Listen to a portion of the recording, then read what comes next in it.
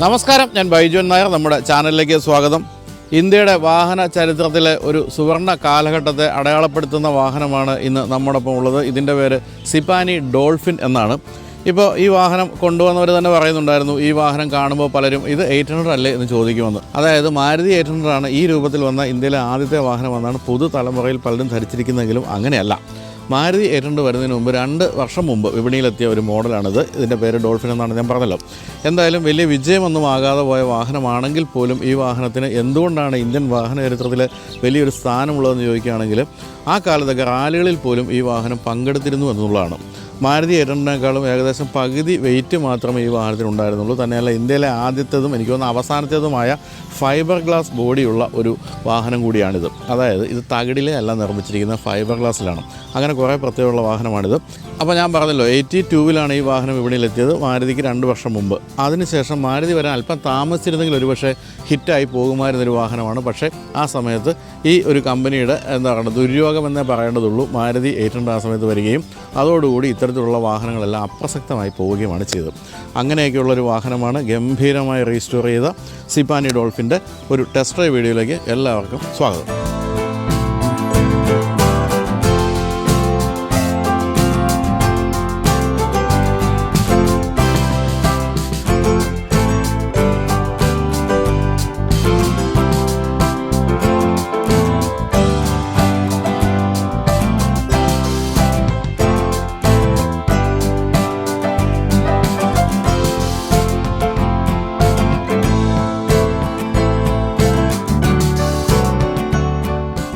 Indian വാഹനരംഗം അംബാസഡറും ഫിയറ്റും മാത്രമായിട്ട് തുഴഞ്ഞു പോയിക്കൊണ്ടിരുന്ന ഒരു കാലഘട്ടത്തിലാണ് RK സിപാനി എന്ന് പറയുന്ന ഒരു ഇൻഡസ്ട്രിയലിസ്റ്റിൻ്റെ തലയിൽ സ്വന്തമായിട്ടൊരു വാഹനം നിർമ്മിച്ചാലോ എന്നൊരാശയം ഉദിച്ചത്. അദ്ദേഹം ഉത്തർപ്രദേശുകാരനായിരുന്നു എന്നാണ് എൻ്റെ ഓർമ്മ. എന്തായാലും അതിനുവേണ്ടി അദ്ദേഹം ഒരു 58 ലക്ഷം രൂപയൊക്കെ മുടക്കി ഒരു കമ്പനി അങ്ങ് ഫോം ചെയ്തു. അതിൻ്റെ പേര് സൺറൈസ് ഓട്ടോമൊബൈൽസ് എന്നായിരുന്നു. പിന്നീടാണ് സിപാനി എന്ന് പേര് മാറ്റിയത്. ആ കാലത്ത് ഒരു പ്രശ്നം എന്താണെന്ന് ചോദിച്ചാൽ, ലോകത്തുള്ള മറ്റൊരു രാജ്യത്തുനിന്നും ഒരു വാഹന നിർമ്മാണ കമ്പനിയിൽ നിന്നും ഒരു പാർട്സ് പോലും ഇന്ത്യയിലെ വാഹനങ്ങൾ നിർമ്മിക്കാൻ വേണ്ടി ഇറക്കുമതി ചെയ്യാൻ പാടില്ല എന്നായിരുന്നു നിയമം. അപ്പോൾ അങ്ങനെ അദ്ദേഹത്തിന് വാഹനം നിർമ്മിക്കാൻ ലൈസൻസ് കിട്ടി. ആകെ 3 പേർക്കാണ് ലൈസൻസ് കിട്ടിയത്. അതിലൊന്ന് നമ്മുടെ സഞ്ജയ് ഗാന്ധി ആയിരുന്നു, രാജീവ് ഗാന്ധിയുടെ അനിയൻ സഞ്ജയ് ഗാന്ധി. അതാണ് പിന്നീട് മാരുതിയായിട്ട് മാറിയത്. കൂടാതെ RK സിപാനിക്കും കിട്ടി, മറ്റൊരാൾക്കും കിട്ടി. അദ്ദേഹം ആ 3ാമത്തെ ആൾ വാഹനം നിർമ്മിക്കാൻ ശ്രമിച്ചതൊന്നുമില്ല, ലൈസൻസ് കൈവച്ചുകൊണ്ടിരുന്നതേ ഉള്ളൂ. അപ്പോൾ അങ്ങനെ കുറേ കാലം RK സിപാനി ചിന്തിച്ചുകൊണ്ടിരുന്നു, എന്താണ് ചെയ്യേണ്ടത്, ഏത് വാഹനം നിർമ്മിക്കണം എന്നൊക്കെ ചിന്തിച്ചുകൊണ്ടിരിക്കുമ്പോഴാണ് അദ്ദേഹം UK-യിലെ റെലിയൻ്റ് എന്ന് പറയുന്ന കമ്പനിയുടെ ചില മോഡലുകൾ കാണാനിടയായത്. അപ്പോൾ അത് കൊള്ളാമല്ലോ, ചെറിയ ചില മോഡലുകളാണല്ലോ എന്ന് കരുതി അദ്ദേഹം ആ ഒരു മോഡലുകളുടെ രൂപം കോപ്പി അടിച്ച് ഇവിടെ വാഹനങ്ങൾ നിർമ്മിക്കാൻ തുടങ്ങി. അങ്ങനെ അദ്ദേഹം ആദ്യമായിട്ട് നിർമ്മിച്ച മോഡലാണ് ബാദൽ എന്നുള്ള പേരിലൊരു 3 വീലർ ഓട്ടോറിക്ഷ എന്നല്ല എന്നെ വിളിക്കേണ്ടത്. ശരിക്കും പറഞ്ഞാൽ ഓട്ടോറിക്ഷയുടെ രൂപമൊന്നും ആയിരുന്നില്ല, നീണ്ട രൂപമായിരുന്നു. അതായത് ഈ വാഹനത്തിൻ്റെ ഏകദേശം ഈ വാഹനത്തിന് ഒരു 3 വീലാണെങ്കിൽ എങ്ങനെ ഉണ്ടാകും, അതായിരുന്നു അതിൻ്റെ രൂപം. അതായത് മുൻഭാഗത്ത് 1 ടയർ, ബാക്കി 2 ടയർ. അത് എൻ്റെയൊക്കെ ചെറുപ്പകാലത്ത് വലിയ കൗതുകം തോന്നിച്ചിരുന്ന ഒരു വാഹനമായിരുന്നു. പക്ഷേ നിർമ്മാണ നിലവാരമൊന്നും അത്ര ഗംഭീരമൊന്നും ആയിരുന്നില്ല എന്നുള്ളതുകൊണ്ട് അത് അധികമൊന്നും വിറ്റില്ല. എൻ്റെ ഓർമ്മ ശരിയാണെങ്കിൽ ആകെ അതൊരു 1000-ൽ താഴെ യൂണിറ്റുകളെ വിറ്റിട്ടുണ്ടാവുകയുള്ളൂ. അത് എനിക്ക് തോന്നുന്നൊരു 10 വർഷം മുമ്പ് ഞാൻ പഞ്ചാബിലെവിടെ വെച്ച് അതൊരെണ്ണം കാണുകയുണ്ടായി. അതിനുശേഷം കണ്ടിട്ടേ ഇല്ല ബാദൽ എന്ന് പറയുന്ന ഓട്ടോറിക്ഷ. തന്നെയല്ല, കേരളത്തിൽ ഏതോ ഒരു വർക്ക്ഷോപ്പിൻ്റെ മുന്നിൽ പൊടി പിടിച്ച് കിടക്കുന്നത് ഞാൻ പിന്നീട് കാണുകയുണ്ടായി. അതായത് വളരെ നശിച്ച അവസ്ഥയിൽ ഷെല്ല് മാത്രമായിട്ട് കിടക്കുന്നത് കാണുകയുണ്ടായി. അങ്ങനെ ബാദൽ എന്ന് പറയുന്ന വാഹനത്തിൻ്റെ അവസ്ഥ ഏതാണ്ട് അതായി പരിണമിച്ചു. മറ്റൊരു കാര്യമുള്ളത്, ഈ റിലയൻ്റ് എന്ന് പറയുന്ന കമ്പനിയുടെ റോബിൻ എന്ന ഒരു മോഡലാണ് അദ്ദേഹം ബാദലാക്കി കൺവേർട്ട് ചെയ്തത്, അല്ലെങ്കിൽ ആ ഒരു രൂപത്തിലേക്ക് മാറ്റിയെടുത്തത്. അതിനുശേഷം അദ്ദേഹം ചിന്തിച്ചു ഇനി എന്ത് എന്നാലോചിച്ച് വന്നപ്പോഴത്തേക്കാണ് റെലിയൻ എന്ന് പറയുന്ന UK കമ്പനിയാണ്, റെലിയൻ കമ്പനിയുടെ കിറ്റൻ എന്ന് പറയുന്ന ഒരു മോഡൽ കണ്ടെത്തിയത്. അതാണ് ഈ കണ്ടുകൊണ്ടിരിക്കുന്നത്. അതായത് ആ കമ്പനിയുടെ മോഡലിൽ നിന്നും ഊർജ്ജം ഉൾക്കൊണ്ട് നിർമ്മിച്ച വാഹനമാണ്, അല്ലെങ്കിൽ ഡിസൈൻ ചെയ്ത വാഹനമാണ് ഡോൾഫിൻ എന്നാണ് പറയേണ്ടത്. അപ്പോൾ റെലിയൻ കിറ്റൻ തന്നെയാണ് കാഴ്ചയിൽ ഈ വാഹനം. ആ കാലമൊക്കെ ആയപ്പോഴേക്കും എന്തെങ്കിലും കുറച്ച് സാധനങ്ങളൊക്കെ വിദേശത്ത് ഇറക്കുമതി ചെയ്യാന്നുള്ളൊരു ധാരണ ആയെന്ന് തോന്നുന്നു. അതുകൊണ്ട് തന്നെ ഈ വാഹനത്തിൽ ഘടിപ്പിച്ചിരുന്ന എഞ്ചിനും റിലയൻ്റ് എന്ന് പറയുന്ന കമ്പനിയുടെ എഞ്ചിൻ തന്നെയായിരുന്നു. അങ്ങനെയാണ് ഡോൾഫിൻ എന്ന് പറയുന്നത് നിങ്ങൾ കണ്ടുകൊണ്ടിരിക്കുന്ന വാഹനം ജനിച്ചത്. ഈ വാഹനത്തിൻ്റെ പ്രത്യേകത എന്ന് പറഞ്ഞാൽ പ്രധാനമായിട്ടും ഇതൊരു 4 ഡോർ വാഹനം അല്ല എന്നുള്ളതാണ്. ഇപ്പോൾ സൈഡ് നോക്കിയാൽ കാണാം, ഇവിടെ ഒരു ഡോറേ ഉള്ളൂ. പിൻഭാഗത്തേക്ക് കയറണമെങ്കിൽ മുൻഭാഗത്തെ സീറ്റ് മാറ്റിയിട്ട് തന്നെ കയറണം. അത് വലിയൊരു പുതുമയായിരുന്നു ആ കാലത്ത്. പുതുമ എന്ന് പറയാനാവില്ല, കാരണം ആ കാലത്ത് ഹെറാൾഡിലൊക്കെ അങ്ങനെ ഉണ്ടായിരുന്നെങ്കിൽ പോലും മറ്റ് വാഹനങ്ങളൊന്നും ഉണ്ടായിരുന്നില്ല. അപ്പോൾ ആ ഒരു പ്രത്യേകതയോടുകൂടി വന്നൊരു വാഹനമാണിത്. 848 cc എഞ്ചിനായിരുന്നു, 38 bhp എഞ്ചിനായിരുന്നു. അതൊന്നും വലിയ മോശമില്ലാത്ത കാര്യങ്ങളായിരുന്നു. 4 സ്പീഡ് മാനുവൽ ഗിയർ ബോക്സാണ് വന്നത്. AC, പവർ സ്റ്റിയറിംഗ് അത്തരം കാര്യങ്ങളൊന്നും തന്നെ ഉണ്ടായിരുന്നില്ല. എങ്കിൽ പോലും ആ കാലത്ത് വലിയ പരസ്യമൊക്കെ ആയിരുന്നു ഇതിന് വന്നുകൊണ്ടിരുന്നത്. പത്രത്തിലൊക്കെ വലിയ പരസ്യമൊക്കെ വന്നുകൊണ്ടിരുന്നു. എല്ലാവരും ശ്രദ്ധിക്കാൻ തുടങ്ങി. അങ്ങനെ ആദ്യകാലത്ത് 6000 ബുക്കിംഗ് കിട്ടി. പോരെ, 6000 ബുക്കിംഗ് കിട്ടുക എന്ന് പറയുന്ന ചെറിയ കാര്യങ്ങളിൽ പുതിയ വാഹന നിർമ്മാണ കമ്പനിയെ സംബന്ധിച്ച് അങ്ങനെ സന്തോഷമായിട്ട് അവർ പ്രൊഡക്ഷനൊക്കെ ആരംഭിച്ചു. പക്ഷേ പ്രൊഡക്ഷൻ ആരംഭിച്ചു കഴിഞ്ഞപ്പോൾ ഈ പറഞ്ഞ ബുക്കിങ്ങിൽ പലതും പിൻവലിക്കപ്പെട്ടു. കാരണം ഈ വാഹനത്തിൻ്റെ കാര്യത്തിൽ എല്ലാവർക്കും പേടി ഇതിൻ്റെ ഫൈബർ ഗ്ലാസ് ബോഡി പ്രശ്നം ഉണ്ടാക്കുമെന്നുള്ളായിരുന്നു. അതായത് സേഫ്റ്റി എന്ന് പറയുന്നത് മോശമായി പോകുമോ എന്നൊരു പേടിയായിരുന്നു എല്ലാവർക്കും. 82-ലാണ് ആദ്യമായിട്ട് നിർമ്മിക്കപ്പെട്ടത്. പക്ഷേ ആ ഒരു ഫൈബർ ഗ്ലാസ് ബോഡി തന്നെയാണ് റാലി ഡ്രൈവേഴ്സിൻ്റെ ഇഷ്ടവാഹനമാക്കി ഈ വാഹനത്തെ മാറ്റിയത്. കാരണം ആകെ 508 കിലോഗ്രാം ഭാരമേ ഉള്ളൂ ഈ വാഹനത്തിന്. അതുകൊണ്ട് തന്നെ എവിടെയും ചാടി മറിഞ്ഞ് ഓടിക്കോളും എന്നുള്ളതുകൊണ്ട് തന്നെ കിരൺ ചന്ദോക്കിനെയൊക്കെ പോലുള്ള അക്കാലത്തെ ഏറ്റവും വിഖ്യാതരായിട്ടുള്ള റാലി ഡ്രൈവേഴ്സ് ഈ വാഹനം സ്ഥിരമായിട്ട് റാലികളിൽ ഓടിക്കാൻ തുടങ്ങി. കരൺ ചന്ദോക്ക് പിന്നീട് എഴുതിയിട്ടുണ്ട്, ഇതിൻ്റെ റിയർ ആക്സിൽ ഇടയ്ക്കൊന്ന് പൊട്ടിപ്പോകുന്നൊരു പ്രശ്നം ഉണ്ടായിരുന്നു. അത് അദ്ദേഹത്തിൻ്റെ തന്നെ ആൾക്കാരെ കൊണ്ടൊന്ന് നന്നാക്കിപ്പിച്ചൊക്കെ എടുത്തു. കുറച്ചൊന്ന് റീപ്ലേസ് ഒക്കെ ചെയ്ത് കഴിയുമ്പോഴത്തേക്ക് ആ പ്രശ്നവും മാറിയതോടുകൂടി ലോകത്തിലെ തന്നെ ഏറ്റവും ബെസ്റ്റ് റാലിക്കാരായിട്ട് ഡോൾഫിൻ മാറി എന്നൊക്കെ കിരൺ ചന്ദോക്ക് പിന്നീട് എഴുതിയിട്ടുണ്ട്. അപ്പോൾ അങ്ങനെ ഇഴഞ്ഞിഴഞ്ഞ് നീങ്ങിയ ഒരു നിർമ്മാണമായിരുന്നു ഇതിൻ്റെതെന്നാണ് പറയേണ്ടത്. 5 വർഷം മാത്രമാണ് ഇന്ത്യൻ വാഹന വിപണിയിൽ ഈ വാഹനം നിലനിന്നത്. 82 to 87. 84-ലാണ് ഇവരെയൊക്കെ ഞെട്ടിച്ചുകൊണ്ട് മാരുതി 800 വന്നത്. അതിൻ്റെ നിർമ്മാണ നിലവാരവും മറ്റ് ഫീച്ചേഴ്സും എല്ലാം കൂടി വന്നു കഴിഞ്ഞപ്പോഴത്തേക്ക് ഇതൊന്നും വാങ്ങിക്കാൻ ആരും ഇല്ലാത്തൊരവസ്ഥയായി. അങ്ങനെ ഇരിക്കുമ്പോൾ എന്താണ് ഈ വാഹനത്തിൻ്റെ പ്രശ്നമെന്ന് കമ്പനി ആലോചിച്ചപ്പോൾ പ്രധാന പ്രശ്നമായിട്ട് തോന്നിയത് മാരുതി 800 ഒരു പ്രോപ്പർ 4 ഡോർ വാഹനമാണ്. ഇത് പക്ഷേ 2 ഡോർ ആണല്ലോ. അങ്ങനെയാണെങ്കിൽ ഒരു 4 ഡോർ വാഹനം നിർമ്മിക്കാമെന്ന് കരുതി പിന്നീടൊരു വാഹനം നിർമ്മിച്ചു. അതിൻ്റെ പേര് മൊണ്ടാന എന്നാണ്. മൊണ്ടാന അല്പം കൂടി ഇതിനൊക്കെ ഒരു അല്പം കൂടി വലിപ്പം കൂടുതലുണ്ടായിരുന്നു. ഷേപ്പ് കുറച്ചുകൂടി ഒരു കാറിൻ്റെ ഷേപ്പിലേക്ക് എത്തിയെന്നാണ് പറയേണ്ടത്. മൊണ്ടാനയുടെ പെട്രോൾ എഞ്ചിൻ കൂടാതെ മൊണ്ടാനയുടെ ഡീസൽ എഞ്ചിനും വന്നു. ഈ കാലത്താണ് എൻ്റെ വീട്ടിൽ ആ കാലത്ത് ഉണ്ടായിരുന്ന ഒരു ഫിയറ്റാണ്. ആ സമയത്ത് അച്ഛൻ ഒരു പുതിയ വാഹനം വാങ്ങിക്കാൻ ആലോചിച്ചു. അന്ന് നമ്മൾ ഈ ഓട്ടോമൊബൈൽ ജേർണലിസ്റ്റ് ഒന്നും അല്ലല്ലോ, സ്കൂളിലൊക്കെ പഠിക്കുന്ന കാലത്താണ്. ആ സമയത്ത് സിപാനി D1 എന്നുള്ള പേരിൽ പുതിയൊരു വാഹനം ഇവർ കൊണ്ടുവന്നു. അത് ഡീസൽ എഞ്ചിനാണ്. അത് ഈ മൊണ്ടാനയുടെ ഒരു ഡീസൽ വേർഷൻ തന്നെയായിരുന്നു ഏകദേശം. അപ്പോൾ ഞാൻ വാശി പിടിച്ചു, അച്ഛൻ നമുക്ക് ഇനി വാങ്ങിക്കുന്നത് സിപാനി D1 ആണ്. കാരണം അന്ന് ഡീസൽ എഞ്ചിനുള്ള ചെറിയ വാഹനങ്ങളൊന്നും ഉണ്ടായിരുന്നില്ല. അപ്പം കാഴ്ചയിലൊക്കെ രസമാണ്, നമ്മൾ പടത്തിലൊക്കെ കണ്ടിട്ടുള്ളൂ, പരസ്യത്തിലൊക്കെ എന്നൊക്കെ പറഞ്ഞ് ഞാൻ വാശി പിടിച്ചെങ്കിലും അച്ഛൻ അവസാനം മാരുതി 800 തന്നെ വാങ്ങിച്ചു. വളരെ നന്നായി. കാരണം ഈ കമ്പനിയുടെ വാഹനങ്ങളൊന്നും അത്ര റിലയബിളൊന്നും ആയിരുന്നില്ല. കുറച്ച് കാലം കഴിയുമ്പോൾ കണ്ടം ചെയ്യേണ്ടി വന്നതിന്. അങ്ങനെ ആയിരുന്നെങ്കിൽ അച്ഛൻ എന്നെ സമാധി ഇരുത്തുകയോ കഷായം കുടിപ്പിക്കുകയൊക്കെ ചെയ്തതിന്. അതിൽ അതൊന്നും വേണ്ടി വന്നില്ല. നമ്മൾ മാരുതി 800 വാങ്ങിച്ചു. അത് ദീർഘകാലം സുഖമായിട്ട് ഉപയോഗിക്കുകയും ചെയ്തു. അപ്പോൾ ഈ പറഞ്ഞ പോലെ എന്തുകൊണ്ടാണ് ഈ വാഹനം അധികമൊന്നും ഇപ്പോഴും കാണാത്തതിനുള്ളൊരു ഉത്തരം കൂടിയാണ് ഞാനിപ്പോൾ പറഞ്ഞത്. അതായത് അത്ര റിലയബിളൊന്നും ആയിരുന്നില്ല, പല പ്രശ്നങ്ങളുണ്ടായിരുന്നു. അതുകൊണ്ട് തന്നെ പലരും അതൊക്കെ അങ്ങ് ഉപേക്ഷിച്ച് പോയി. എന്തായാലും ഈ ഒരു 5 വർഷത്തെ കാലയളവിൽ ഇദ്ദേഹം ആപ്പാടെ വിറ്റ് ഞാൻ പറഞ്ഞല്ലോ 2000-ൽ താഴെ യൂണിറ്റുകൾ, അല്ലെങ്കിൽ 2100 യൂണിറ്റോ മറ്റേ ആകെ വിറ്റിട്ടുള്ളൂ. അതിനുശേഷം മൊണ്ടാന വന്നു. മൊണ്ടാന കഴിഞ്ഞ് സിപാനി D1 വന്നു. അങ്ങനെ ഇഴഞ്ഞിഴഞ്ഞ് കമ്പനി പോകുന്ന സമയത്താണ് ഈ വാഹന നിർമ്മാണ കമ്പനിയുടെ ഉടമയായ RK സിപാനി റോവർ എന്ന കമ്പനിയുടെ മോണ്ടിഗോ എന്ന മോഡലുണ്ടല്ലോ, ആ മോഡലിൻ്റെ CKD കിറ്റുകൾ വാങ്ങിച്ച് ഇന്ത്യയിൽ അസംബിൾ ചെയ്ത് മോണ്ടിഗോ എന്നുള്ള പേരിൽ ഒരു ലക്ഷറിയസ് ആയിട്ടുള്ള വാഹനം നിർമ്മിച്ച് പുറത്തിറക്കിയത്. അത് എനിക്ക് ഓർമ്മയുണ്ട്. ഞാൻ മാതൃഭൂമിയിൽ ആദ്യമായിട്ട് ജോയിൻ ചെയ്യുമ്പോൾ 3 ഞാൻ മറന്നുപോയി. 2 മോണ്ടിഗോ അന്ന് അവിടെ വാങ്ങിച്ചിരുന്നു. അതൊരു വലിയ കാഴ്ചയായിരുന്നു. കാരണം കിഡിലൻ വാഹനമായിരുന്നു, എല്ലാ തരത്തിലുള്ള ഫീച്ചേഴ്സും ഉണ്ടായിരുന്നു. പക്ഷേ അധിക കാലമൊന്നും വീരേന്ദ്രകുമാറോ അല്ലെങ്കിൽ PV ചന്ദ്രനോ പോലുള്ള മാതൃഭൂമിയുടെ തലപ്പത്തുള്ള അധിക കാലമൊന്നും ഉപയോഗിച്ചില്ല. അതിനുശേഷം അവർ വിൽക്കുകയാണ് ഉണ്ടായത്. എന്താണ് കാരണം എന്ന് അന്ന് ചോദിക്കാവുന്നൊരവസ്ഥയൊന്നും അല്ലല്ലോ. നമ്മൾ ഏറ്റവും ജൂനിയർ ട്രെയിനി ആയിരുന്നു ചോദിക്കാൻ പറ്റിയിട്ടില്ലെങ്കിലും ഞാൻ മാതൃഭൂമി ജോയിൻ ചെയ്യുമ്പോൾ എന്നെ സ്വാഗതം ചെയ്തത് മോണ്ടിഗോയാണ്. മാതൃഭൂമിയുടെ പോർച്ചിൽ കിടക്കുന്ന മോണ്ടിഗോകളായിരുന്നു. എന്തായാലും മോണ്ടിഗോയും കൂടി പരാജയപ്പെട്ടു. ആകെ 500 മോണ്ടിഗോ എന്തോ നിർമ്മിച്ചാൽ 51 വിറ്റുള്ളൂ. ആകെപ്പാടെ കഷ്ടപ്പെട്ട് സിപാനി എന്ന കമ്പനി അങ്ങനെ അന്ധശ്വാസം വലിച്ചു 2002-ൽ.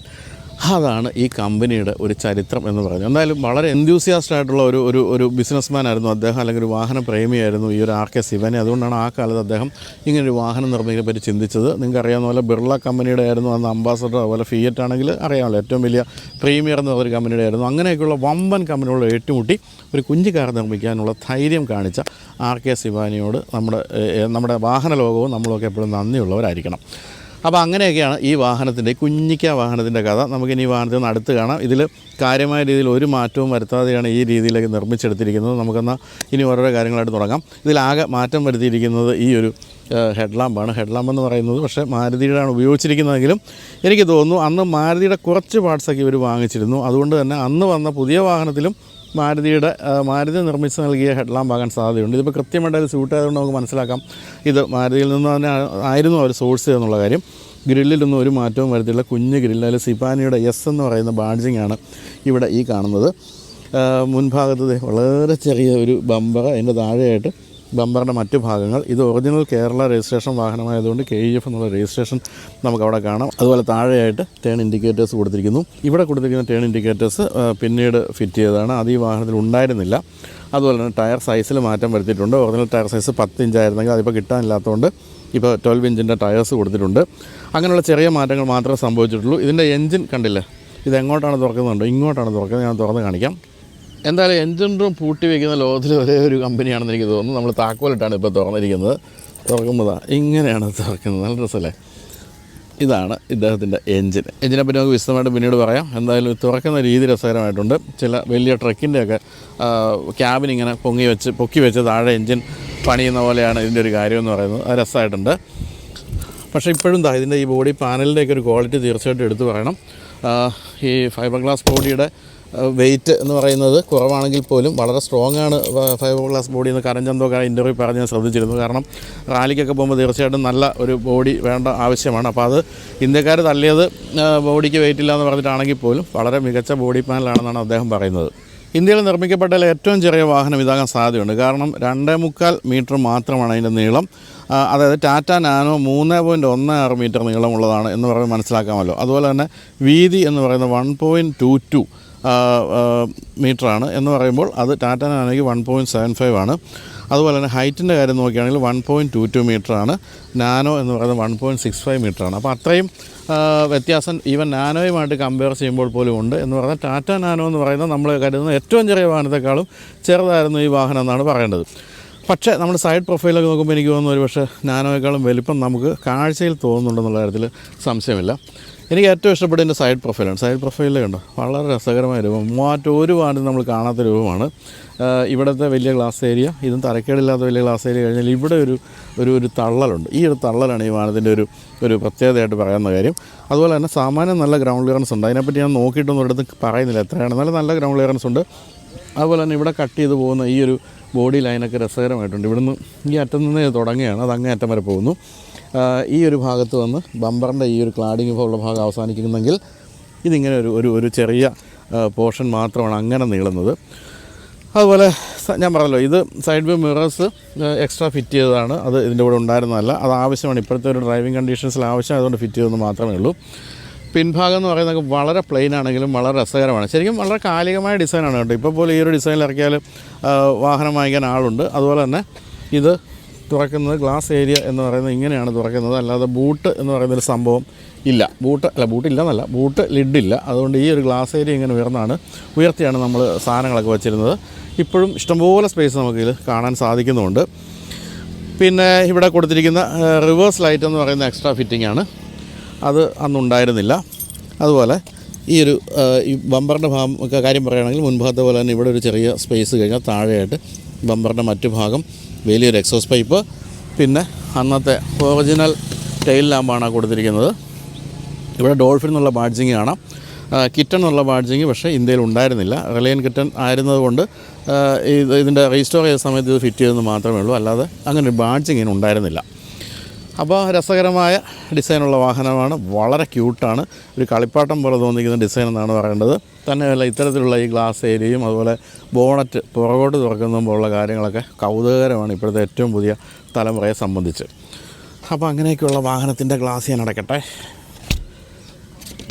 പൊന്നുപോലെ കൊണ്ടുനടക്കുന്നുണ്ട്, കണ്ടറിയാം. നമ്മൾ വളരെ ശ്രദ്ധിച്ചൊക്കെ കൈകാര്യം ചെയ്യണം എന്നുള്ളതാണ്. ഈ പറഞ്ഞ പോലെ കളിപ്പാട്ടം പോലെ തന്നെ കൊണ്ടുനടന്ന് പൊട്ടിപ്പോകരുതല്ലോ. അതാണ് നമ്മളിപ്പോൾ ചെയ്തുകൊണ്ടിരിക്കുന്നത്. അപ്പോൾ നമുക്കിനി ഉൾഭാഗത്തേക്ക് കയറാം. ഉൾഭാഗം എന്ന് പറയുന്നത് വിശാലമായ ഉൾഭാഗം നമുക്ക് ഇവിടെ നിന്ന് തുറക്കുമ്പോൾ തോന്നാം. കാരണം ചെറിയൊരു വാഹനത്തിന് ഉൾഭാഗത്തേക്ക് കയറുമ്പോഴുള്ള ഫീലല്ല നമുക്ക് തോന്നുന്നത്. ഇതിലും റീസ്റ്റോറേഷൻ നടത്തിയിട്ടുണ്ടെന്നല്ലാതെ പാർട്സ് ഒന്നും കാര്യമായ രീതിയിൽ മാറ്റിയിട്ടില്ല.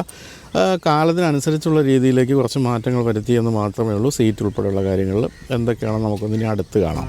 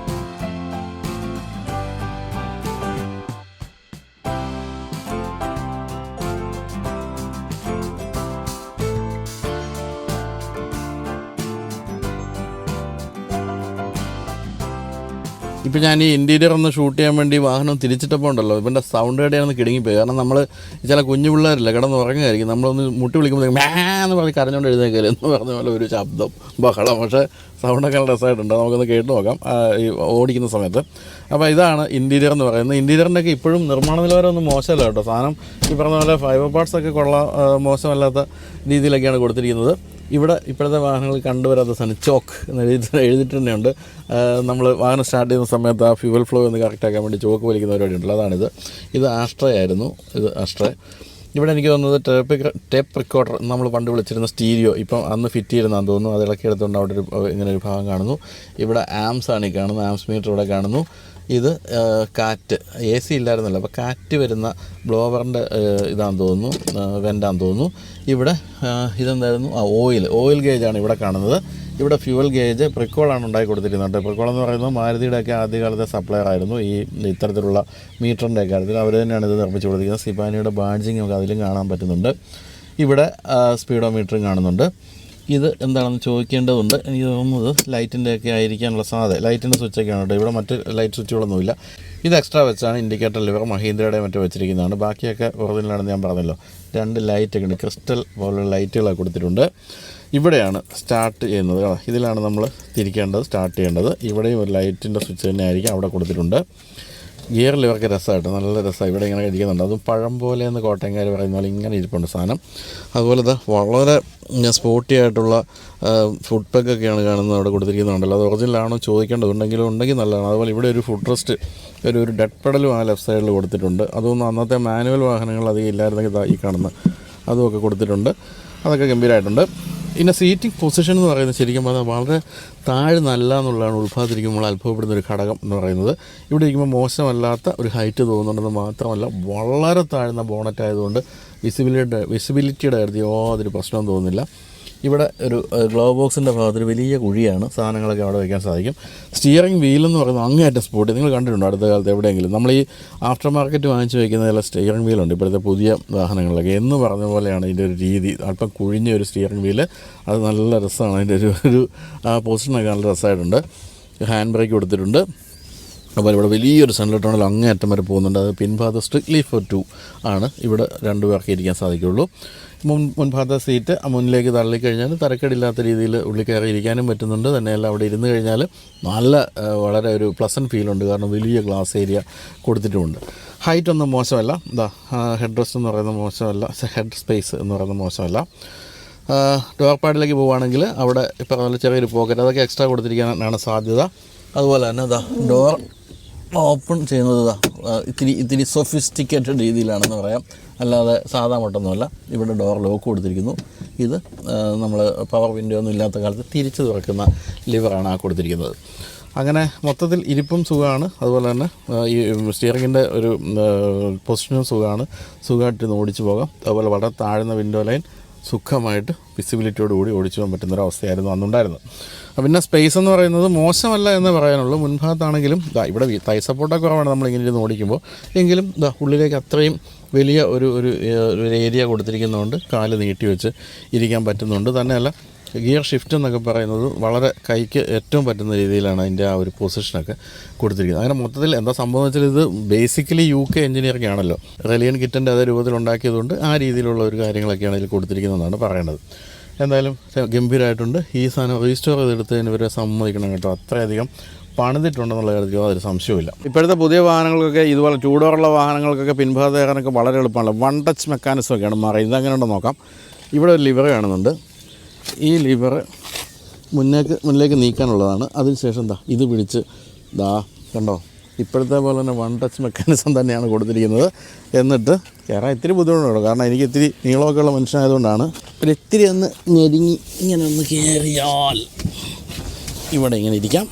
എന്നിട്ട് സീറ്റ് അടച്ചു വെച്ചാൽ കണ്ടോ വളരെ ടൈറ്റാണ് ഇരിക്കാനുള്ള സ്ഥലം എന്ന് പറയുന്നത്. കാല് ഇങ്ങനെ കൃത്യമായിട്ട് ഇത് ടച്ച് ചെയ്ത് നിൽക്കുകയാണെങ്കിലും ഇരുന്ന് കഴിഞ്ഞാൽ മോശമല്ല കേട്ടോ, കാരണം അത്യാവശ്യം വേണ്ട സ്പേസൊക്കെ ഉണ്ട്. പിന്നെ ഇതുണ്ട് വലിയ ഗ്ലാസ് ഏരിയ ആയതുകൊണ്ട് ഒരു തരത്തിലും നമുക്കൊരു ക്രാംഡ് ആയിട്ടുള്ള ഫീലേ കിട്ടുന്നില്ല.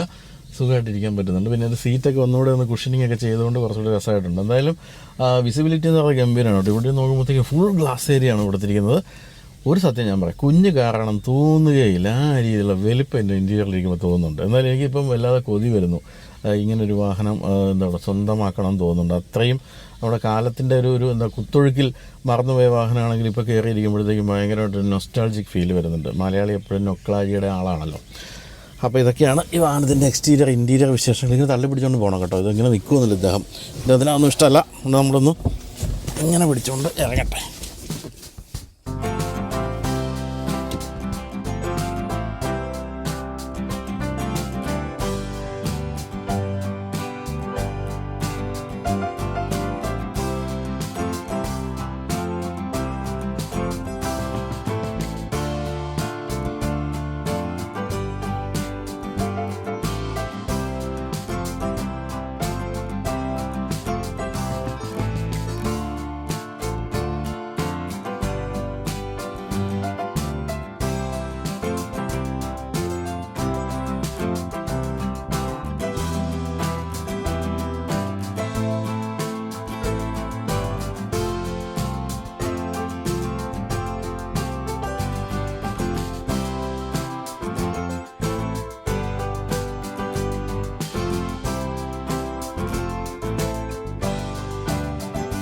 അപ്പോൾ ഇനി ഇന്ത്യൻ റോഡുകളെ അപൂർവ കാഴ്ചയായ സിപാനി ഡോൾഫിനെ ഗംഭീരമായിട്ട് മോഡിഫൈ അല്ല റീസ്റ്റോർ ചെയ്തെടുത്ത ജിജോ മേനാച്ചേരിയെ പരിചയപ്പെടാം. നമസ്കാരം. നമസ്കാരം. ഞാൻ പറഞ്ഞല്ലോ, കുറച്ച് കാലം മുമ്പ് എനിക്ക് ഒരു മെയിൽ വന്നു, ഇങ്ങനൊരു വാഹനം എൻ്റെ കയ്യിലുണ്ടെന്ന് പറഞ്ഞു. പക്ഷേ ഞങ്ങൾ തമ്മിൽ പിന്നെ കുറേ കാലത്തിന് ശേഷമാണ് കണ്ടുമുട്ടുന്നത് അല്ലേ. അപ്പം വണ്ടി എടുത്തിട്ട് എനിക്ക് വന്നത് ഒരു രണ്ട് വർഷം കഴിഞ്ഞു. അപ്പം ഈ രജിസ്ട്രേഷൻ കഴിഞ്ഞിട്ട് അല്ലേ. തീർച്ചയായിട്ടും. അപ്പോൾ ഇതിനകത്ത് വേറൊരു പ്രത്യേകത വെച്ചാൽ ജിജോ ഇത് പണ്ട് ഉപയോഗിച്ചിട്ടുണ്ട്. അതായത് വീട്ടിൽ പുതിയ ഡോൾഫിൻ വാങ്ങിച്ച് 90s മുമ്പുള്ള കാലഘട്ടത്തിൽ ഉപയോഗിച്ചിട്ടുണ്ട്. അപ്പോൾ അന്ന് തോന്നിയൊരു ഇഷ്ടം. പുതിയതല്ല അന്ന് വാങ്ങിയത്, അന്നും സെക്കൻഡ് ഹാൻഡ് തന്നെയാണ് വാങ്ങിയത്. പുതിയത് വാങ്ങാനുള്ള സാഹചര്യം ഒന്നും ഉണ്ടായില്ല. പക്ഷേ സെക്കൻഡ് ഹാൻഡ് തന്നെയാണ് വാങ്ങിയത്. പക്ഷേ 90s തുടക്കത്തിൽ എൻ്റെ 20s. അപ്പോൾ അന്ന് ആ ഒരു സ്നേഹമാണോ പിന്നീട് ഇത് വാങ്ങിക്കാനുള്ള ഒരു ഇതിലേക്ക്? തീർച്ചയായിട്ടും. അതിനുശേഷം ഞാനൊക്കെ പുറത്ത് പോയി. പിന്നെ അത് കഴിഞ്ഞ് 10-20 കൊല്ലം കഴിഞ്ഞ് ഇപ്പം മടങ്ങി വന്നപ്പോൾ സത്യം പറഞ്ഞു കഴിഞ്ഞാൽ അന്ന് മുതൽ ഇന്ന് വരെ ഞാൻ ഓടിച്ചിട്ടുള്ള വണ്ടികളിൽ ഇവിടെ ഞാൻ പുറത്തും കുറേ വണ്ടികളൊക്കെ ഓടിക്കാൻ സാഹചര്യം കിട്ടിയിരുന്നു. എനിക്ക് ഏറ്റവും ഡ്രൈവറോട് സ്നേഹം കാണിക്കുന്ന ഒരു വണ്ടിയായിട്ട് തോന്നിയിട്ടുള്ളത് ഡോൾഫിനാണ്. അതെന്താ കാരണം എന്ന് വെച്ചിട്ടുണ്ടെങ്കിൽ ഇതല്ലെങ്കിൽ പിന്നെ ഗോകാട്ട്. അതാണ് ഇതിൻ്റെ ഒരു ഡ്രൈവിങ് എന്താണെന്ന് പറയുക, ഒരു സുഖം. അപ്പോൾ ആ ഒരു കാരണം. പിന്നെ അതെനിക്ക് തോന്നുന്നത് വണ്ടി അത്ര ലൈറ്റ് ആയതുകൊണ്ടാണോ? ഒന്ന് ലൈറ്റ്, പിന്നെ സെൻറ്റർ ഓഫ് ഗ്രാവിറ്റി, അങ്ങനെയൊക്കെ ആയിരിക്കും കാരണങ്ങൾ. പിന്നെ സ്റ്റിയറിംഗ് ഒക്കെ, ഇതിന് പവർ സ്റ്റിയറിംഗ് ഒന്നും ഇല്ല, ചെറിയൊരു സ്റ്റിയറിംഗുമാണ്. പക്ഷെ പവർ സ്റ്റിയറിംഗ് പോലെ തന്നെ നമുക്ക് തിരിക്കാം. കാരണം വണ്ടി എനിക്ക് തോന്നുന്നത് ഏകദേശം 500 കിലോ 508 കിലോ അത്രയൊക്കെ ഉള്ളൂ. അപ്പോൾ ഒരു മാരുതി ആണെങ്കിൽ കൂടി ഏകദേശം 1000-ൻ്റെ അടുത്തേക്ക് പോകുന്നുണ്ട്. അപ്പോൾ അതായിരിക്കും അതിന് ഒരു പ്രധാന കാരണം. ബോഡി ആയിരിക്കുമല്ലോ അതിന് പ്രധാന കാരണം. അപ്പോൾ അങ്ങനെ അപ്പോൾ അതൊരു കാരണം. രണ്ടാമത് പണ്ട് ഉപയോഗിച്ച വണ്ടികൾ ഒന്ന് റെസ്റ്റോർ ചെയ്ത് ഉപയോഗിക്കുക എന്ന് വെച്ചിട്ട് പിന്നീട് വാങ്ങിയതാണ് ഇത്. അപ്പോൾ ഇത് വാങ്ങിക്കണം എന്ന് വിചാരിച്ചപ്പോൾ ഇത് ഞാൻ നോക്കിയിട്ട് ഇവിടെ ഒരു സ്ഥലത്തും ഇത് കിട്ടാനൊന്നുമില്ല. എവിടുന്നാണ് സോഴ്സ് ചെയ്തത്? ഇത് ഞാനിതിനെക്കുറിച്ച് അന്വേഷിച്ചുകൊണ്ടിരിക്കുകയായിരുന്നു. അപ്പം അങ്ങനെ ഒരു വണ്ടി ബാംഗ്ലൂർ വെച്ച് കണ്ടു. പിന്നെ അത് വാങ്ങിക്കാൻ പറ്റിയില്ല. പിന്നെ ഈരാറ്റുപേട്ടയിൽ രാജേഷ് എന്ന് പറഞ്ഞിട്ടുള്ളൊരു മെക്കാനിക്ക് തന്നെയാണ്, ഒരു വർക്ക്ഷോപ്പ് നടത്തുന്ന ആളാണ്. അപ്പോൾ ആളുടെ കയ്യിലുണ്ടെന്ന് അറിഞ്ഞു. അങ്ങനെ ആളെ ഞാൻ കോൺടാക്ട് ചെയ്തു. പിന്നെ എൻ്റെ ഫ്രണ്ട്സൊക്കെ വഴിക്ക് ഞാൻ ഇതിനെ സോഴ്സ് ചെയ്ത് അത് കൊണ്ടുവരിക ചെയ്തു. അപ്പോൾ അന്ന് ഇതേ നമ്പർ പ്ലേറ്റ് തന്നെയാണ് കേരള? അതെ, കേരള വണ്ടിയാണ്, ഒറിജിനൽ കേരള. അതെ. അപ്പോൾ ഈ രാജേഷ് ഇത് വിൽക്കാൻ മടിയൊന്നും കാണിച്ചില്ല? കാരണം ഇതിൻ്റെ ഒരു വാല്യൂ കൂടി വരുന്നൊരു സമയമല്ലേ. കാണിച്ചില്ല. ആള് വേറെ വണ്ടികൾ ഇതേമാതിരിയൊക്കെ ചെയ്യുന്ന ആൾ തന്നെയാണ്. പിന്നെ എന്തുകൊണ്ടോ എനിക്കത് കിട്ടാനുള്ള ഒരു യോഗം ഉണ്ടാവുമായിരിക്കും. അപ്പം അങ്ങനെ വിഷമമൊന്നും കാണിച്ചില്ല. ആള് പറഞ്ഞ പോലെ ഒരു റീസണബിൾ പ്രൈസ് കൊടുത്ത് ഞാൻ വാങ്ങി. പിന്നെ അപ്പോൾ എന്തായിരുന്നു എൻ്റെ അവസ്ഥ വാങ്ങിക്കുമ്പോൾ സ്റ്റാർട്ടാവും, ഓടുകയൊക്കെ ചെയ്യുമായിരുന്നു. അപ്പോൾ പിന്നെ രാജേഷ് തന്നെ എനിക്കതിൻ്റെ ഇതൊക്കെ അവിടെ നിന്ന് ചെയ്തു തന്നു, മറ്റേ റിന്യൂവലൊക്കെ. പിന്നെ ഞാനിവിടെ കൊണ്ടുവന്ന് ഇവിടെ ചന്ദ്രൻ എന്ന് പറഞ്ഞിട്ട് തൃശ്ശൂർ ഒരു ആളുണ്ട്. അങ്ങനെ 1-2 പേര്, പിന്നെ പെയിൻറ്റിങ് സുനിൽ, അങ്ങനെയൊക്കെ പറഞ്ഞിട്ടുള്ള രഞ്ജിത്ത് എന്ന് പറഞ്ഞിട്ടുള്ള പാച്ച്. കാരണം ഇതിൻ്റെ പാച്ച് ഫൈബറാണല്ലോ. ഞാനതാ ചോദിക്കാറ്, ആ ഫൈബർ ഈ ബോഡിയിൽ പാച്ച് വർക്ക് പറ്റുമോ? പാച്ച് വർക്ക് ചെയ്യാൻ പറ്റും. അപ്പം അത് രഞ്ജിത്ത് എന്ന് പറഞ്ഞ ഒരു ആൾ തൃശ്ശൂർ. അങ്ങനെ ചന്ദ്രേട്ടൻ മെക്കാനിക്കൽ, അതുപോലെ ഈ പറഞ്ഞ സുനിലാണ് പെയിൻറ്റിങ്ങും അതുപോലെ തന്നെ ആ രീതിയിൽ ചെയ്തിട്ടുണ്ട്. കാരണം ഒരു ഫൈബർ വണ്ടി നമ്മൾ അത്രയും വരാനായിട്ട് അപ്പോൾ അങ്ങനെ അവരെല്ലാവരും ഒരു അതുപോലെ എൻ്റെ ഫ്രണ്ട്സും അവരൊക്കെ അതിൽ ഇൻട്രസ്റ്റ് എടുത്തിട്ടുണ്ട്. അങ്ങനെയാണ് അത് സംഭവിച്ചത്. പാർട്സ് അവൈലബിൾ ആയിരുന്നു, എന്തെങ്കിലുമൊക്കെ മാറ്റേണ്ടി വന്നോ ആ സമയത്ത്? ചില പാർട്സൊക്കെ നമ്മൾ മാറ്റിയും ഒക്കെ ഇടും. പിന്നെ ചില സാധനങ്ങളൊക്കെ പുറത്തുനിന്ന് വരുത്താം. യു കെയിൽ റിലയൻറ്റ് കിറ്റ് എന്ന് പറഞ്ഞ മോഡലായിരുന്നു ഇത് മുമ്പ്. അപ്പോൾ അത് 82-ൽ അവസാനിപ്പിച്ചു. അതിന് ശേഷമാണ് സിപ്പാനി അതിങ്ങോട്ട് വാങ്ങി ഇവിടെ തുടങ്ങിയത്. അപ്പോൾ ഇപ്പോഴും യു കെയിൽ കുറേ ആൾക്കാർ ഇത് റെസ്റ്റോർ ചെയ്ത് ക്ലാസിക് കാറായിട്ട് കൊണ്ട് നടക്കുന്നുണ്ട്. അപ്പം അങ്ങനെ ഗ്രൂപ്പുകളിൽ മറ്റോ ഉണ്ടോ? ഉണ്ട്, അവിടുത്തെ ഗ്രൂപ്പുകളിലുണ്ട്. ഇവിടെയും ഒരു ഗ്രൂപ്പ് ഉണ്ട്, പക്ഷെ അത്ര ആക്റ്റീവ് ഒന്നുമല്ല. ഗ്രൂപ്പ് ഉണ്ട്, കേരളത്തിലും കാണും ചിലപ്പോൾ 1-2 കാറൊക്കെ, പക്ഷെ അത് അധികം അങ്ങോട്ട് പുറത്ത് വരുന്നില്ല എന്നുള്ളത്.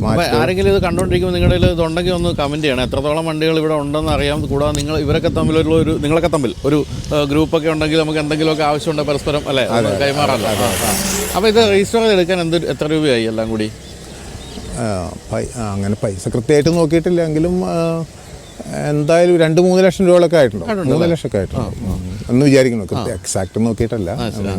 അപ്പോൾ അതങ്ങനെ രജിസ്റ്റർ ചെയ്ത് ചെറിയ ചേഞ്ചസ് ഒക്കെ വരുത്തിയിട്ടുണ്ട്. ഇപ്പം വീൽസ് ശരിക്കും ഇതിലും 10 ഇഞ്ചിൻ്റെ വീൽസാണ് വരിക. അപ്പോൾ ആ 10 ഇഞ്ച് വീൽസ് ഒന്നും ഇപ്പോൾ കിട്ടാനില്ല. റിമ്മൊക്കെ എൻ്റെ കയ്യിലുണ്ട്. അപ്പോൾ അത് മാറ്റി ഇപ്പം 12 ഇഞ്ചിൻ്റെ ആക്കി. അപ്പോൾ അങ്ങനെയൊക്കെ ചെറിയ വ്യത്യാസങ്ങളുണ്ട്. പക്ഷേ 12 ഇഞ്ച് ആക്കിയെങ്കിലും ഔട്ടർ ഡൈ ഒന്നും വ്യത്യാസമില്ല. അത് കറക്റ്റ് ചെയ്തിട്ടുള്ള ടയേഴ്സ് മേടിച്ചിട്ട്, പക്ഷേ എങ്കിലും കാണുമ്പോൾ ഒരു വ്യത്യാസം ഉണ്ടാവും ചെറുതായിട്ട്. ഹെഡ്ലൈറ്റ് ഒക്കെ ഒറിജിനൽ തന്നെയാണോ? അല്ല, അതൊക്കെ ഇപ്പോൾ അത് മാരുതി പഴയ മോഡലിൻ്റെ അങ്ങനെ, പക്ഷേ ഇതേപോലെ തന്നെ അത് വരിക, അതൊന്നും വ്യത്യാസമില്ല. മാരുതിയുടെ കുറേ സാധനങ്ങൾ ഇവർ സോഴ്സ് ചെയ്തിട്ടുണ്ട് എന്നാണ് ഞാൻ വായിച്ചത് പണ്ട്. ഉണ്ട്, ഒരു പക്ഷേ അവിടെ നിന്ന് വാങ്ങിച്ച സാധനമായിരിക്കും. കാരണം ഹെഡ്ലൈറ്റിന് വ്യത്യാസമില്ല എന്ന് പറയാൻ കാരണം ഈ ഗ്രില്ല് ഒറിജിനലാണ്. അപ്പം അത് കറക്റ്റ് അതിലിരിക്കുന്നുണ്ടല്ലോ. അപ്പോൾ അതുകൊണ്ട് അത് വേറെ എന്താണ് നമ്മൾ എനിക്ക് തോന്നുന്നു സൈഡ് വ്യൂ മിറേഴ്സ് ഉണ്ടായിരുന്നില്ല. മിറർ ഉണ്ടായില്ല. രസമായിട്ടുണ്ട് ആഡ് ചെയ്തത്. അത് ഞാൻ പറഞ്ഞ രഞ്ജിത്തിന്റെ ഒരു ഇതാണ്. അതൊന്നും നമ്മൾ പറഞ്ഞിട്ടില്ല, അവർ തന്നെ. അതുപോലെ ആ സൈഡ് ഇൻഡിക്കേറ്റർ അത് ഹോണ്ട. അപ്പോൾ അതില്ല. അപ്പോൾ അത് നമ്മളിപ്പോൾ ആഡ് ഓൺ ചെയ്തതാ, അത്ര തന്നെ. വേറെ ഇത് വൈപ്പർ പഴയ തന്നെ അല്ല, വൈപ്പർ ഞാൻ യു കെന്ന് സോഴ്സ് ചെയ്തതാണ്. അപ്പോൾ അത് ഒറിജിനൽ കിറ്റൻ്റെ ആണ്. ഒറിജിനൽ കിറ്റ് എന്ന് പറഞ്ഞിട്ടാണോ അറിയില്ല, പക്ഷെ അവർ സെക്കൻഡ്സ് ആയിരിക്കും. അല്ല, മീൻസ് ഓപ്പൺ മാർക്കറ്റിൽ നിന്ന് വരുന്നതായിരിക്കും. അങ്ങനെ. അപ്പോൾ ഈ ഡോർ ഹാൻഡിലൊക്കെ പഴയ തന്നെ? അതൊക്കെ പഴയതാണ്. ഫ്യൂവൽ ലിഡ് ഇത് ഒറിജിനലാണ്. അത് ഒറിജിനലാണ്. പിന്നെ റിവേഴ്സ് ലൈറ്റ് ഉണ്ടായിരുന്നില്ലല്ലോ, അപ്പോൾ അതുകൊണ്ട് റിവേഴ്സ് ലൈറ്റ് ഇത് ചില ജീപ്പുകൾക്ക് കണ്ടല്ലേ മുമ്പിൽ, അത് മേടിച്ച് പ്ലേറ്റ് ചെയ്ത് വെച്ചു. അപ്പം ഇത് ശരിക്കും പറഞ്ഞാൽ ഇന്ത്യയിൽ വന്ന സമയത്ത് സിപാനി ഡോൾഫിൻ എന്നല്ലാതെ കിറ്റൻ ഒരു ബാഡ്ജിങ് ഉണ്ടായിരുന്നില്ല. ഇതിപ്പം അത് ഞാൻ വെച്ചെന്നുള്ളൂ. അതുപോലെ ടെയിൽ ലാമ്പും എനിക്ക് തോന്നുന്നത് മാരുതിയുടെ സോഴ്സ് ആയിരിക്കാൻ സാധ്യതയുണ്ടല്ലോ. ഇല്ല, അത് ഒറിജിനലാണ്. അതുകൊണ്ടാണ് ഇത്രയും അതങ്ങോട്ട് ഒറിജിനൽ പുതിയത് കിട്ടിയിട്ടില്ല. അന്ന് എനിക്ക് തോന്നുന്നു മാരുതിയുടെ ഒരു രീതിയുണ്ട് ഇതിൽ. എക്സാക്ട്ലി അതല്ല, അതാണ്. അതും കിട്ടിയിട്ടില്ല. അത് കിട്ടിയാലും അത് കുറച്ചും കൂടി ഒരു ഏതായാലും ഈ ഒരു സംഭവം ഇത്തരം ഗ്ലാസ് വിൻഡോ എന്നൊക്കെ പറയുന്നത് ഒരു സംഭവമായിരുന്നു. അത്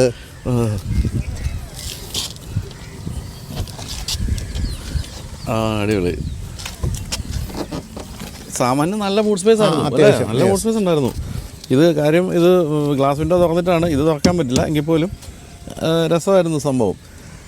അന്ന് മര്യാദയ്ക്ക് കുറച്ചുകൂടെയൊക്കെ ഇവർ ശ്രദ്ധിച്ചിരുന്നെങ്കിൽ നല്ല പ്രൊഡക്റ്റായി മാറിയാണ്. പക്ഷേ എന്താ എനിക്ക് തോന്നുന്നു R&D ഒന്നും അത്രയ്ക്കൊന്നും വലിയ വമ്പൻ കമ്പനിയൊന്നും അല്ലായിരുന്നു ഇത്.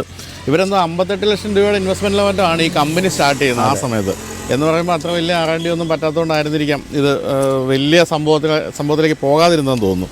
അപ്പോൾ ഇപ്പം എനിക്ക് തോന്നുന്നത് ഈ ഇതുണ്ടല്ലോ, ഏറ്റവും കൗതുകം ഈ 2ാം തലമുറയ്ക്കാണ് അല്ലേ വീട്ടിലെ, അല്ലേ? അവർക്കാണ് ഏറ്റവും ഇഷ്ടപ്പെട്ടത്. രണ്ടുപേരും എന്താ അവിടെ നിൽക്കുന്നുണ്ട്, മൂത്തയാളും ഇളയാളും. ഇവരാണിപ്പോൾ സ്ഥിരമായിട്ട് ഓടിച്ചു നടക്കുന്നതാണ് പറയുന്നത്. അപ്പം ഏറ്റവും ബെൻസിലാണ്, മറ്റൊരു വണ്ടി ബെൻസാണ് ഞാൻ കണ്ടത് ഇപ്പോൾ ഇവർ വന്നത്. അപ്പോൾ അങ്ങനെയുള്ളൊരു വണ്ടി ഉള്ള വീട്ടിൽ പക്ഷേ ഈ വാഹനത്തിന് വലിയ ഒരു എന്താ വരവേൽപ്പാണ് കിട്ടിയിരിക്കുന്നത് അല്ലേ? തീർച്ചയായിട്ടും. ഇവരെ കേട്ടിട്ടുണ്ടായിരുന്നു വണ്ടിയെ പറ്റി? അവർ കേട്ടിട്ടുണ്ടായിരുന്നു. പിന്നെ അത് ചെയ്യുന്ന സമയത്ത് അവർ കൂടെയൊക്കെ പലപ്പോഴും വർക്ക്ഷോപ്പിൽ വരെയൊക്കെ ഉണ്ടായിട്ടുണ്ട്. പക്ഷെ പിന്നീട് ഫുള്ളായിട്ട് അവൻ ടേക്ക് ഓവർ ചെയ്തു എന്ന് പറഞ്ഞാൽ ഞാനിപ്പോൾ അധികം ഓടിക്കലില്ല. അവൻ തന്നെ വെക്കേഷന് വരുമ്പോഴൊക്കെ അവൻ തന്നെയാണ് കൂടുതലായിട്ട് ഓടിക്കുന്നതും കഴുകുന്നതും തുടയ്ക്കുന്നതും അങ്ങനെയൊക്കെ. മറ്റുള്ള വണ്ടികളൊന്നും ചിലപ്പോൾ കഴുകിയില്ലെങ്കിലും ഇത് കഴുകി തുടച്ച് അങ്ങനെ. പിന്നെ അതിന് ഒരു സത്യം പറഞ്ഞു കഴിഞ്ഞാൽ ഒരു ടോയുടെ ഒരു ഇതില്ലേ ശരിക്കും പറഞ്ഞാൽ നമുക്ക് തോന്നുമ്പോൾ ഒരു ശരിക്കുള്ള ഒരു കാറ് മറ്റൊരു കാറിൻ്റെ ഒരു രീതിയല്ലല്ലോ അത്. അങ്ങനെ അങ്ങനെ തോന്നിയിട്ടുണ്ട്. അപ്പോൾ എന്തായാലും ഈ പറഞ്ഞ പഴയ പണ്ട് ഓടിച്ചുകൊണ്ടിരുന്നൊരു വാഹനം പിന്നീട് വളരെ മോശം അവസ്ഥയിലാണെങ്കിലും വാങ്ങിച്ച് ഇതുപോലൊക്കെ ചെയ്തെടുത്ത് ഒരു വലിയ ആത്മസംതൃപ്തി തോന്നുന്നുണ്ടല്ലേ? അത് എന്ന് മാത്രമല്ല ഇതിലിപ്പോൾ ശരിക്കും ഒരു ഗംഭീര എന്താ പറയണ്ട ഒരു ഭയങ്കര വാല്യൂബിൾ ആയിട്ടുള്ള ഒരു പീസായിട്ട് മാറിയിരിക്കുകയാണ്. ഇത് കാരണം അന്നത്തെ കാലത്ത് നമ്മൾ പറഞ്ഞല്ലോ 2200 താഴെ വാഹനങ്ങൾ നിർമ്മിക്കപ്പെട്ടിട്ടുള്ളൂ എന്ന് പറയുമ്പോൾ എത്രത്തോളം എണ്ണം ബാക്കി ഉണ്ടാവുമെന്ന് ആലോചിച്ച് നോക്കുക. അങ്ങനെ വരുമ്പോൾ ഇത്രയും ഗംഭീരമായിട്ട് റീസ്റ്റോർ ചെയ്ത ഒരു സിബാനി ഡോൾഫിൻ എന്ന് പറയുന്നത് ഒരു സംഭവം തന്നെയാണ്. അപ്പോൾ ഞാൻ ഇനി എന്നാൽ യുവാക്കളോട് സംസാരിക്കാം. എങ്ങനെയുണ്ട് ഇവരുടെ ഡ്രൈവിംഗ് ഇത് ഓടിക്കുമ്പോൾ ഒരു അവസ്ഥയൊക്കെ ചോദിച്ചു നോക്കാം. അപ്പോൾ ഈ സിബാനി ഡോൾഫിൻ്റെ ഒക്കെ മരണത്തിന് ശേഷം വളരെ വർഷങ്ങൾക്ക് ശേഷം ജനിച്ച രണ്ടുപേരാണ് നമ്മളിനി കാണാൻ പോകുന്നത്. നമസ്കാരം. പേര് ജോർജ്. അവൻ്റെ പേര് ജോസഫ്. അപ്പോൾ ഈ പറഞ്ഞ പോലെ പപ്പ പറയുണ്ടായിരുന്നു നിങ്ങൾക്കാണ് ഏറ്റവും ഇഷ്ടം ഈ വാഹനം എന്നുള്ള കാര്യം. പക്ഷേ വീട്ടിൽ അല്ലാത്ത വാഹനങ്ങൾ ഏറ്റവും പുതിയ വാഹനങ്ങളൊക്കെ ഉള്ള അവസ്ഥയിൽ എന്തുകൊണ്ടാണ് ഇത് അത്ര ഇഷ്ടപ്പെടാൻ ഒരു കാരണം? ഇതിനെ ശരിക്കും ഹാൻഡിൽ ചെയ്യാൻ ഒരു ടോയ് മാതിരിയാണ്. ഭയങ്കര ഈസിയാണ്. സൈസ് ചെറുതായതുകൊണ്ട് മാനൂവറിങ് ഒക്കെ ഭയങ്കര ഈസിയാണ്. പിന്നെ അതിൻ്റെ ഈ വണ്ടിയുടെ ഒരു ലൈഫ് ഉണ്ട്, അത് ബാക്കി വണ്ടികൾക്ക് കിട്ടില്ല. ഓക്കെ, കാര്യം ശരിയാ, ജിപ്സിക്കൊക്കെ നല്ലൊരു പവറും പെർഫോമൻസ് ഒക്കെ ഉണ്ട്. പക്ഷെ ഇത് തരുന്ന അത്രയും എന്താ പറയാ ഒരു ലിവിങ് എൻറ്റിറ്റി പോലത്തെ ഒരു ഫീൽ എനിക്ക് വേറെ വണ്ടിയിൽ കിട്ടിയിട്ടില്ല.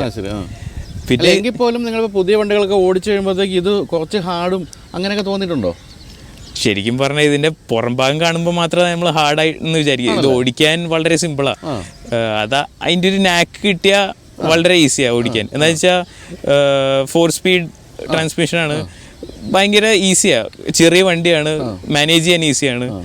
അപ്പോൾ അങ്ങനെയൊക്കെ ഓടിക്കുമ്പോൾ വലിയ കുഴപ്പമില്ല. അപ്പോൾ ഇതൊരു ഹെഡ് ടേണർ അല്ലേ? എവിടെ കൊണ്ടുവന്നാലും ആൾക്കാരൊന്നും ചോദിക്കില്ലേ? അതെ. അപ്പോൾ ഈ നിങ്ങളുടെ പോലുള്ള പുതിയ തലമുറപ്പെട്ടവർ വന്നിട്ട് ഇത് ഏത് വണ്ടിയാണെന്നാണോ ചോദിക്കുന്നത്? അങ്ങനെയാണോ? ആദ്യം ചിലവർ അങ്ങനെയും ചോദിക്കും.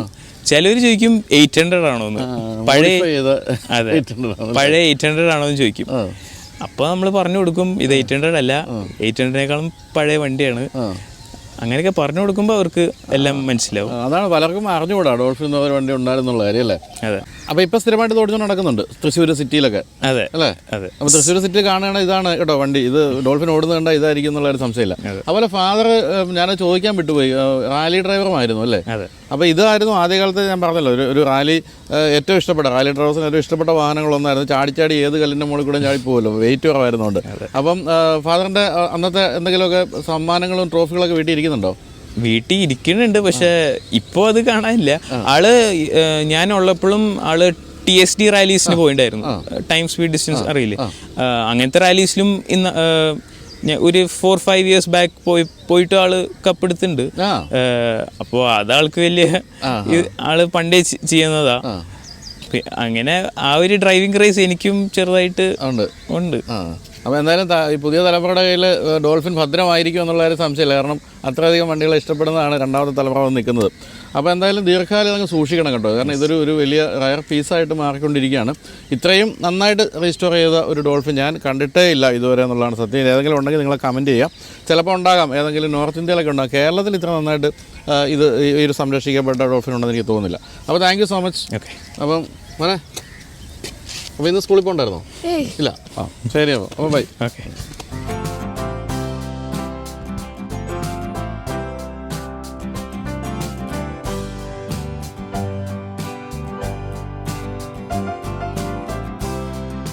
അപ്പോൾ വളരെ കുറച്ച് കാലം, അതായത് 82 തൊട്ട് 87 വരെ മാത്രം ഇന്ത്യൻ വിപണിയിൽ ഉണ്ടായിരുന്ന ഈ വാഹനത്തിന് അന്നത്തെ വില എന്ന് പറയുന്നത് ഏകദേശം 65,000 രൂപയായിരുന്നു. എന്ന് പറഞ്ഞാൽ അന്ന് ഫിയറ്റിനും അതുപോലെ അംബാസഡറിനും ഒക്കെ 75,000 രൂപ വില വരുമ്പോൾ അതിനേക്കാളും വില കുറച്ചാണ് ഈ വാഹനം വന്നിരുന്നതെന്നുള്ള അന്നൊരു അട്രാക്ഷനായിരുന്നു. പക്ഷേ അതുകൊണ്ട് മാത്രമൊന്നും പിടിച്ചു നിൽക്കാനാവില്ലല്ലോ. തന്നെയല്ല, എനിക്ക് തോന്നുന്നത് മാരുതി 800 വന്നപ്പോൾ 55,000 രൂപ ആയിരുന്നു അതിൻ്റെ വില. എന്ന് പറയുമ്പോൾ വീണ്ടും ഇതിനേക്കാളും വില കുറച്ചാണ് 800 വന്നത്. കൂടുതൽ സൗകര്യങ്ങളൊക്കെ ഉണ്ടായിരുന്നു, കുറച്ചുകൂടി ബിൽ ക്വാളിറ്റി ഒക്കെ തോന്നിയിരുന്നു. അതുകൊണ്ടൊക്കെ ആയിരിക്കും ആളുകൾ മാരുതിയിലേക്ക് സ്വിച്ച് ചെയ്തത്. എന്തായാലും ഇന്ത്യയിൽ ഈ വാഹനം 2500 യൂണിറ്റ് താഴെ വിറ്റിട്ടുള്ളെങ്കിൽ ഇതിൻ്റെ പേരൻറ്റ് കമ്പനി ഇത് 7 വർഷത്തോളം UK വിറ്റപ്പോൾ 4700 യൂണിറ്റോളമേ വിറ്റിട്ടുള്ളൂ. അതിലപ്പുറത്തേക്കൊന്നും വിറ്റ് പോയിട്ടില്ല. അതുകൊണ്ട് തന്നെ അങ്ങനെ ഒരു വലിയൊരു ഹോട്ട് സെല്ലിംഗ് വാഹനമൊന്നും ആയിരുന്നില്ല UK ഈ ഒരു വാഹനം. എന്തായാലും റിലയൻ്റ് എന്ന് പറയുന്ന കമ്പനി മോശമായിരുന്നില്ല. അവർ വളരെ കുറേ പരീക്ഷണങ്ങൾ നടത്തി പല മോട്ടോർ സ്പോർട്സ് ഇവൻസിലൊക്കെ 1ാം സ്ഥാനത്തൊക്കെ എത്തിയ കമ്പനിയായിരുന്നു. ആ തരത്തിൽ നോക്കുമ്പോൾ റിലയബിൾ ആയിരുന്നു ഈ വാഹനം. എങ്കിൽ പോലും ഇന്ത്യയിൽ എനിക്ക് തോന്നിയത് 800 വന്നു എന്നുള്ള ഒരു പ്രധാനപ്പെട്ട പ്രശ്നമായിരുന്നു ഈ വാഹനത്തെ സംബന്ധിച്ച്. മറ്റൊന്ന്, ഈ കമ്പനി അത്ര വലിയ ഒരു വലിയ കമ്പനിയൊന്നും അല്ലായിരുന്നുകൊണ്ട് ഇവർക്ക് R&Dയിലൊന്നും അധികം പൈസ മുടക്കാൻ പറ്റിയില്ല. അതുകൊണ്ടൊക്കെയാണ്. അല്ലെങ്കിൽ ഇത് ഒരുപക്ഷെ കൂടുതൽ മോഡലുകളിലേക്കൊക്കെ സിബാനി പോയേനെ. എന്തായാലും മറ്റൊരു പ്രത്യേകതയുള്ളത് ഇതിൻ്റെ എൻജിൻ എന്ന് പറയുന്നത് റിലയൻറ്റിൻ്റെ എൻജിൻ തന്നെ കൊണ്ടുവന്നാണ് ഈ വാഹനത്തിൽ ഫിറ്റ് ചെയ്തിരുന്നെങ്കിൽ പോലും വെറും 3 വർഷം കൊണ്ട് കമ്പനി ഇതിൻ്റെ ടെക്നോളജി എല്ലാം പഠിക്കുകയും സ്വന്തമായിട്ട് ഇന്ത്യയിൽ ഈ കമ്പനി ഉണ്ടാക്കുകയും ചെയ്തു എന്ന് പറഞ്ഞൊരു വലിയ സംഭവമാണ്. അങ്ങനെ സംഭവമാണ് എന്ന് നമ്മൾ പറയാൻ കാരണം മാരുതി 800 പോലും 10-12 വർഷം കഴിഞ്ഞതിന് ശേഷമാണ്, അതായത് മാരുതി പോലും 10-12 വർഷം കഴിഞ്ഞതിന് ശേഷമാണ് ലോക്കലൈസ് ചെയ്ത് എൻജിൻ നിർമ്മിക്കാൻ തുടങ്ങിയതെങ്കിൽ ഈ കമ്പനി ഇതെല്ലാം അഴിച്ചു പറിച്ചിട്ട് കാര്യങ്ങളൊക്കെ പഠിച്ചതിന് ശേഷം വെറും 3 വർഷം കഴിഞ്ഞപ്പം പൂർണ്ണമായിട്ട് 100% ഇന്ത്യയിൽ ഈ ഒരു എൻജിൻ നിർമ്മിക്കാൻ തുടങ്ങി എന്നുള്ളതൊരു വലിയ സംഭവം തന്നെയാണ്. എന്നാൽ ഇപ്പോൾ ഇത് ഓടിക്കുമ്പോൾ നമുക്ക് എത്രത്തോളം ലൈറ്റാണെന്ന് മനസ്സിലാകും. ഈ വണ്ടി കൊണ്ട് നിർത്തി ഞാൻ ഓടിച്ചു തുടങ്ങുമ്പോൾ ഞാൻ വിചാരിച്ചത് കഷ്ടപ്പെട്ട് ബുദ്ധിമുട്ടിയൊക്കെ ഓടിക്കേണ്ടി വരുമെന്ന്. പക്ഷേ നിങ്ങൾ കണ്ടോ ഞാൻ എത്ര സുഖമായിട്ട് ഇത് ഓടിച്ചുകൊണ്ട് പോകുന്നുള്ള കാര്യം എന്ന് തന്നെ അല്ല. ഇതിപ്പോൾ ഞാൻ 4 ഗിയറുകൾ മാത്രമേ ഉള്ളൂ, മാനുവൽ ഗിയർ ബോക്സ്. ഇതിൻ്റെ 3ാമത്തെ ഗിയറിൽ എനിക്ക് ഓടിക്കാം. 4ാമത്തെ ഗിയർ ഇടണമെങ്കിൽ രസമാണ്. ഇതിലിങ്ങനെ പിടിച്ചിട്ട് ഇതിപ്പോൾ തേടി കിടക്കുന്നു, ഇവിടെ നിന്ന് ഇങ്ങനെ പിടിച്ചിട്ട് ഇത് പിടിച്ചൊരു വലി ഇങ്ങോട്ട് വലിക്കണം. ഇങ്ങനെ വലിച്ചിട്ട്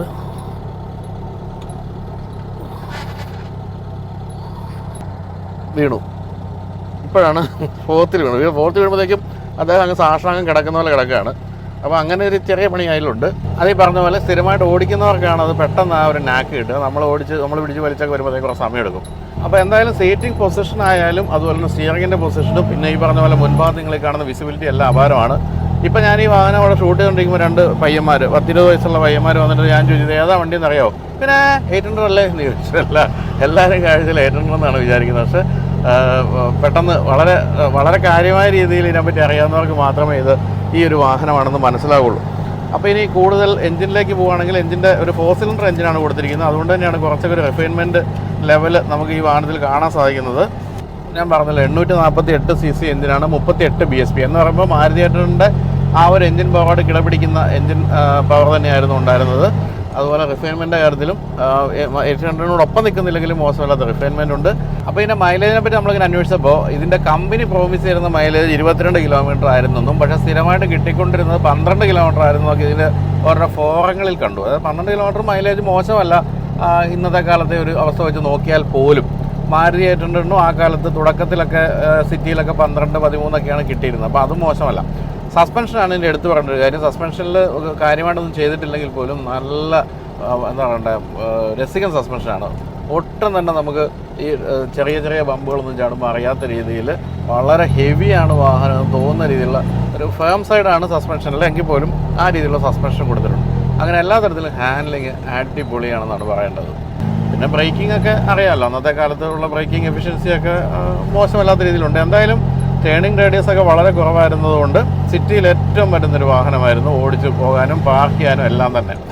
അപ്പോൾ ഇപ്പോഴാണ് സത്യത്തിൽ നമ്മൾ ഈ ചില കഴിഞ്ഞുപോയ കാര്യങ്ങളുടെ കാര്യത്തിൽ അതിൻ്റെ ഗുണം അല്ലെങ്കിൽ അതിൻ്റെ ഒരു മേന്മ മനസ്സിലാകുന്നത് ഒത്തിരി വർഷങ്ങൾക്ക് ശേഷം അത് ഇല്ലാതായി കഴിയുമ്പോഴാണ്. നമ്മൾ പലപ്പോഴും നമ്മുടെ പ്രിയപ്പെട്ടവരെ പറ്റിയൊക്കെ പറയുന്ന പോലെ തന്നെയാണ് ഈ വാഹനത്തെ പറ്റി പറയുന്നത്. അന്നൊന്നും ആ കാലത്തൊന്നും എനിക്കൊന്നും ഓടിക്കാനുള്ള അവസരം കിട്ടിയിട്ടില്ല. കാരണം ഇതൊക്കെ അന്ന് പോലും ഈ ഒരു 65,000 രൂപ മുടക്കി ഇത് വാങ്ങിക്കുന്നത് പോലും വലിയ പണക്കാരായിരുന്നു.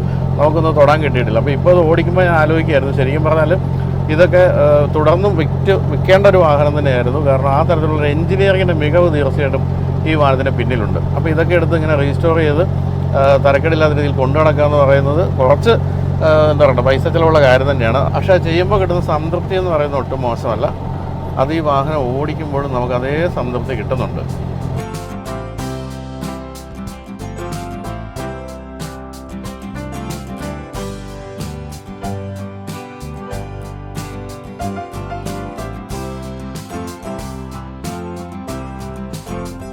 അപ്പോൾ എന്തായാലും നമ്മുടെ ഈ ഒരു പ്രോഗ്രാം തുടങ്ങിയ കാലം തൊട്ട് തന്നെ പഴയ വാഹനങ്ങൾ നമ്മുടെ ഈ പ്രോഗ്രാമിൽ സ്ഥിരമായിട്ട് കൊണ്ടുവരുന്നുണ്ട്. അതിൻ്റെ പേര് നൊസ്റ്റാൾജിയ എന്നുള്ള പേരിലൊക്കെ നമ്മൾ കൊണ്ടുവരുന്നതാണ്.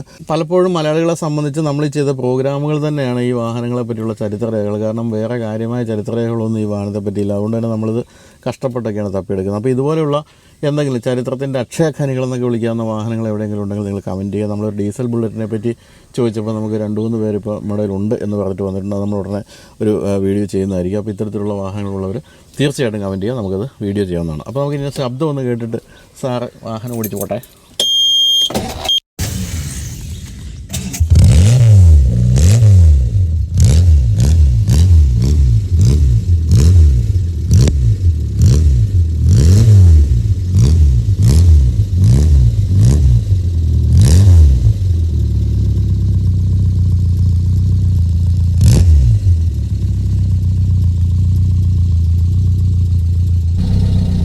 ഞാൻ പറഞ്ഞത് ശരിയല്ലേ? കാര്യം ഇത്തിരി കുഞ്ഞനാണെങ്കിൽ ശബ്ദം കേട്ടല്ലോ, കിട്ടില്ല ശബ്ദമാണ്. എക്സോസിലൊന്നും ചെയ്തെന്ന് എനിക്ക് തോന്നുന്നില്ല. ഇത്തിരി വലുതാക്കിയ പൈപ്പെന്ന് സംശയമുണ്ട്, അതല്ലാതെ മറ്റു കാര്യങ്ങളും ചെയ്തതായിട്ട് തോന്നുന്നില്ല. എന്തായാലും ഒരു ഗംഭീര അനുഭവമായിരുന്നു അദ്ദേഹം. അപ്പോൾ ഞാൻ ഇനി ഓടിച്ച് പോട്ടെ, കുറച്ച് ദൂരം ഒന്ന് ഓടിച്ചിട്ട്. സീറ്റ് ബെൽറ്റ് ഒന്നും ഇല്ല കേട്ടോ, കാരണം അത്രയും പഴയ വാഹനമാണ്, സീറ്റ് ബെൽറ്റ് ഒന്നും ആവശ്യമില്ലെന്ന് അറിയാമല്ലോ. അപ്പോൾ ബാക്കി പിന്നീട് കാണാം. അപ്പോൾ വീഡിയോ കണ്ട എല്ലാവർക്കും നന്ദി, ബൈ.